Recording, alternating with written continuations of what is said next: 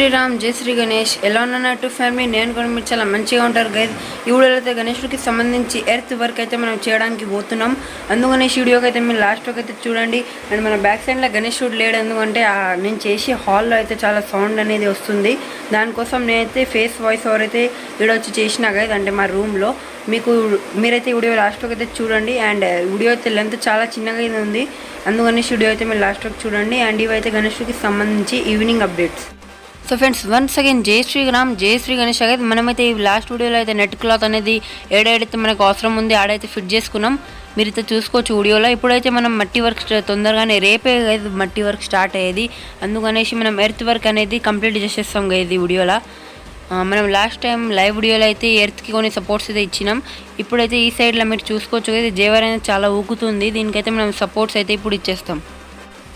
So ఫైనల్గా అయితే నేను అన్ని సపోర్ట్స్ అయితే ఇచ్చేసిన. నేను సపోర్ట్ ఇచ్చి వీడియో ఎందుకు తీయాలంటే కదా, మీరైతే వీడియో అంతా చూస్తలేరు, అందుకనేసి మొత్తం స్కిప్ పోర్షన్స్ అయితే నేను వీడియోలో చూపెట్టిన. అందుకనేసి వీడియోకి అయితే మీరు లాస్ట్కి అయితే చూడండి.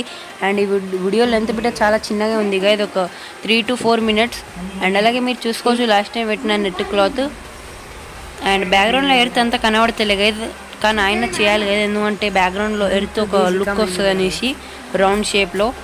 అండ్ ఈసారి అయితే గణేశుడికి పైన ఫామ్ అండ్ అలాగే బ్యాక్గ్రౌండ్లో ఒక మంచి ఎర్త్ అండ్ కింద అయితే కొండలు అయితే వస్తాయి కదా, లుక్ అనేది చాలా అవసరంగా అయితే వస్తుంది. ఇదైతే ఎర్త్కి సంబంధించి 3D వర్క్స్ కదా, రెండు అయితే మనం ఫిట్ చేసినాం. ఇలాగా ఒక 5 cm ఎర్త్ అనేది 3D షేప్లో అయితే వస్తుంది గైజ్.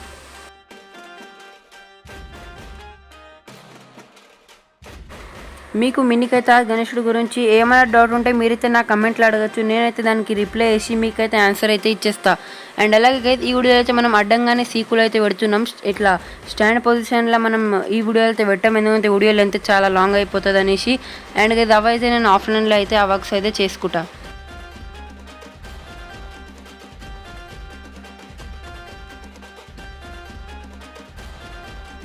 సో గైస్, ఫైనల్గా అయితే మన గణేశుడికి సంబంధించి ఎర్త్కి అన్ని అడ్డంగా సీక్స్ అయితే నేను పెట్టేసిన.